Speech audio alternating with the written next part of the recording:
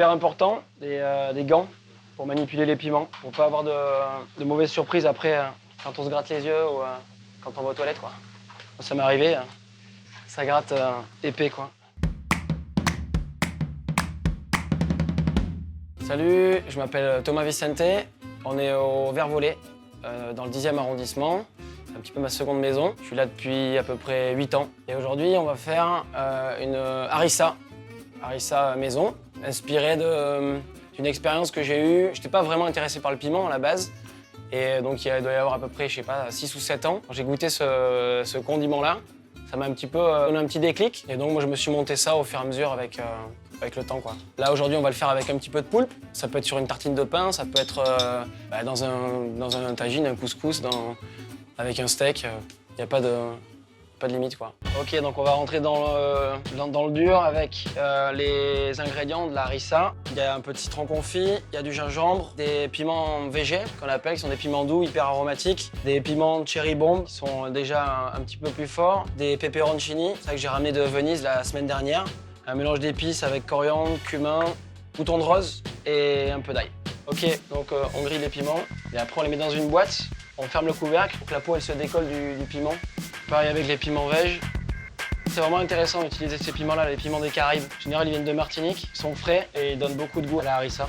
Là, j'ai mis les petits piments de Venise. C'est un petit challenge parce qu'ils sont tout petits et ça va être une galère à bosser, mais bon. Après, une fois que tout ça sera dans la boîte, je vais le laisser 10 minutes, le temps que la peau elle se décolle un petit peu. Je vais juste faire toaster mes épices. En général, quand c'est prêt, ça sent, quoi. Après, l'idée, c'est de les mixer. Et là, ça fait ça. Et là, ça sent vraiment, vraiment très bon. Prochaine étape, donc gingembre frais, pelé, passer à la mandoline. Ça, c'est plus pratique pour couper derrière. Même système, ail frais. On va le couper comme le gingembre. Mais jamais trop d'ail. Pas que ce soit prédominant, mais que c'est juste vraiment une petite touche, quoi. Les citrons confits, maison, bien sûr. C'est les citrons qui viennent d'Amalfi, en Italie. Donc des gros citrons qui font pas énormément de jus, mais qui sont intéressants confits. Après, c'est simple, c'est de prendre le piment et de venir juste gratter avec le couteau comme ça. Tac, et on voit que la poêle s'en va toute seule en fait. Et que le piment, il est juste légèrement cuit, donc c'est vraiment parfait. Mais il y a encore toute la texture. Voilà. Après, donc, il faut les épépiner. Voilà. Et là, on voit que c'est blindé dedans. Et là, on va enlever les graines, quoi. Il y a vraiment beaucoup dans celui-là. Bon, après, vu que ça colle au doigt, un petit coup on peut les rincer aussi, ça va pour finir, c'est pas trop grave.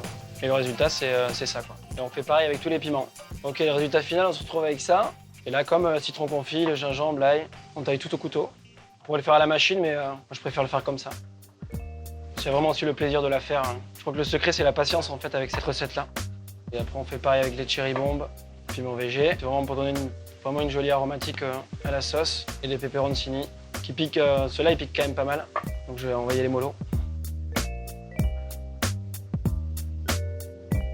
Après je mets tous les condiments, histoire que ça infuse un petit peu et que ça frit légèrement.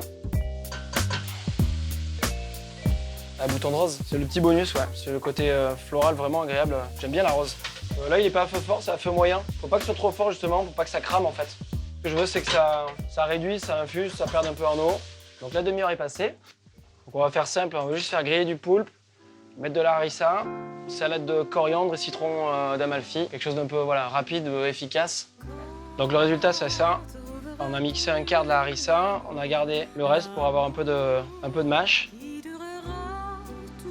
On va poser ça ici. Après on va poser quelques pickles d'oignons.